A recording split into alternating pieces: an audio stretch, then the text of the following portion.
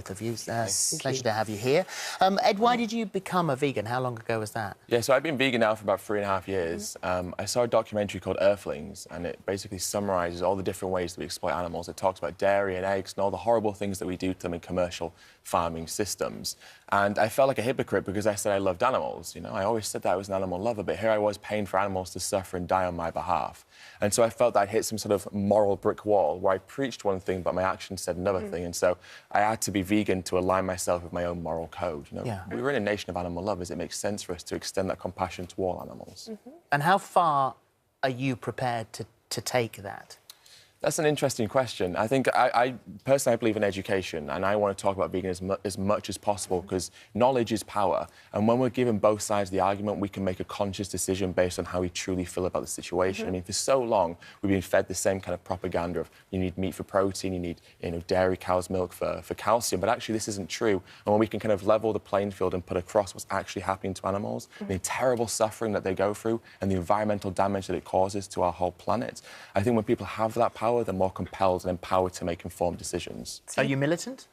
Well, militant's an interesting word. I stand up for what I believe in, and I speak it, and I preach it, and I do, hopefully, in a way that I believe to be effective. How far will you go? How far will I go? I mean, this sounds like a loaded question. I've never... Well, it is a loaded question because obviously we're going to talk about the militant vegans, and we'll use that word. You say you don't really like it, but who will take it to the extreme? Who will be violent? Who will be offensive? Who will be, frankly, quite frightening? Right. So violence, of course, is never on the table. We don't condone violence in any way, shape, or form. Offence is a very unique thing. It's very subjective. I'm personally offended by people who exploit animals. However, my offence to that isn't necessarily a good enough justification for them just to stop. So we have to not be so concerned about offence, but concerned about justice. And what's happening to animals, the fact that pigs are in gas chambers screaming right this very second, the fact that dairy cows have been forcibly impregnated and their babies have been taken away from them, the fact that we macerate and gas 40 million day-old male chicks every single year in the egg industry just because they won't produce eggs, that's truly an abhorrent and offensive action that we all commit on a daily basis.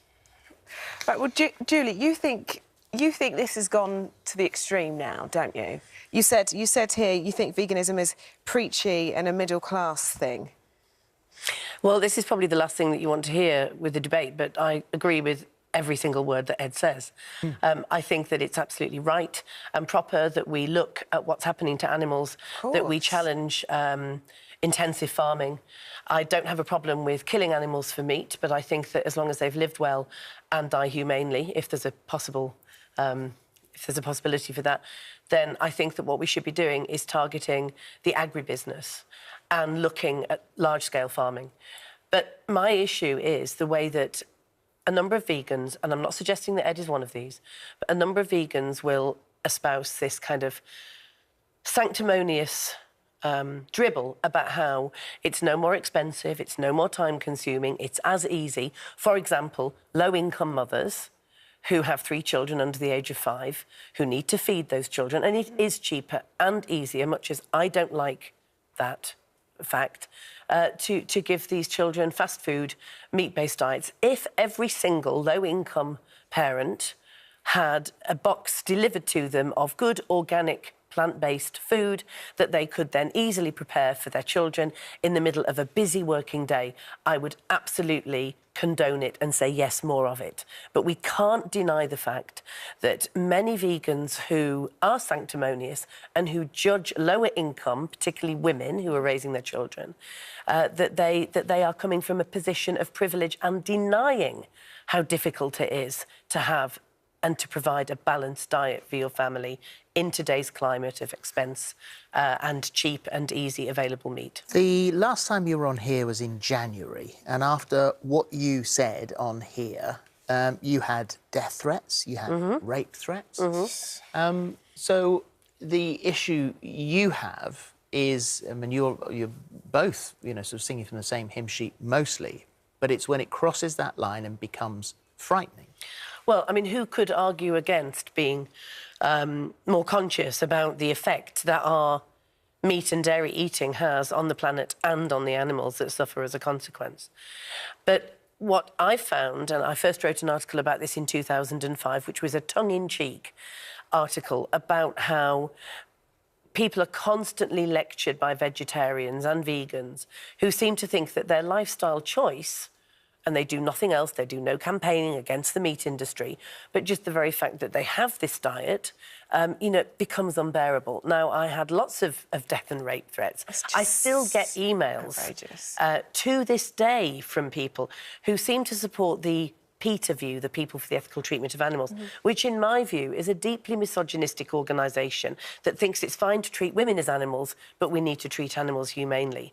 And that is the big problem I have. And yes, after I came on the programme in January, you know, I was called all the horrendous misogynistic names under the sun by some macho brocalists, as we call them, vegans, some men who seem to think that this is the new macho.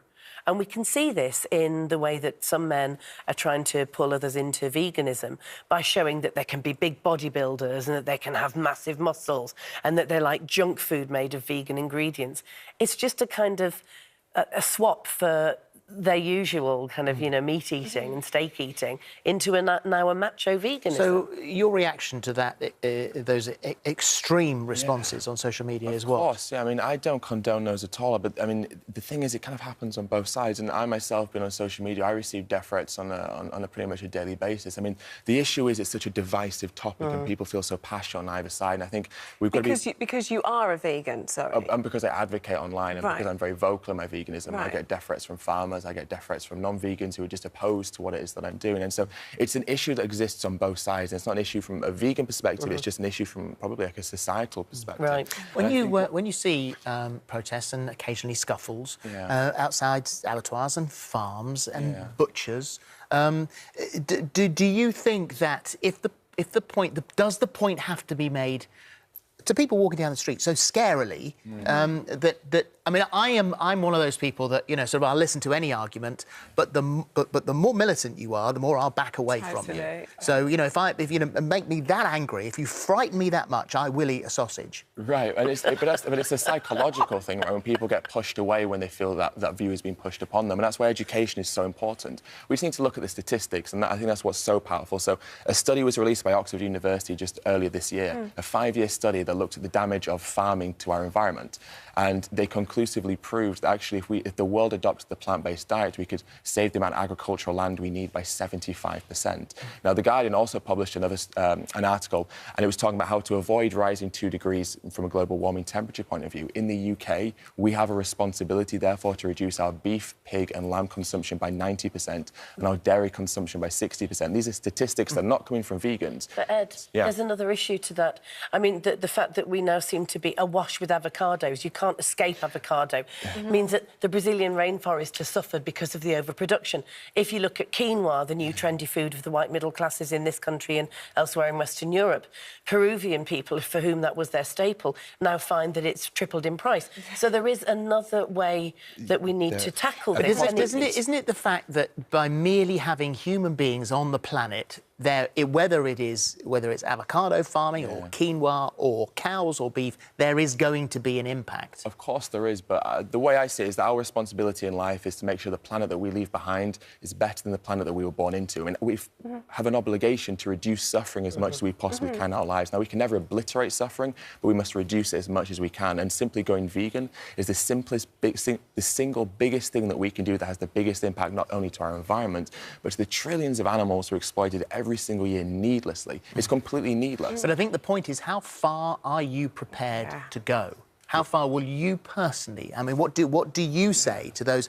Mark says, I run an abattoir, been targeted by vegans who abused me and my staff, took photos of them, posted them on social media with the wording murdering paedophiles written across them. Do you agree with that? Absolutely not. Of course I don't. Likewise, I don't agree with people sending me messages insinuating that I'm somehow an animal abuser or into bestiality simply because I want to save the lives of animals. This is the thing. It works both ways, but we have to look at who the true victim is. And it's not people that are necessarily having bad things said about them on social media. The true victim of the animals were having their lives taken from them. They're mutilated, they're forcibly impregnated, they're exploited, they suffer, they scream and beg for mercy, and we grant them nothing. They are the oppressed majority in our society, and the least that we can do is give them some compassion and say they should have the right to live their life. Final couple of seconds.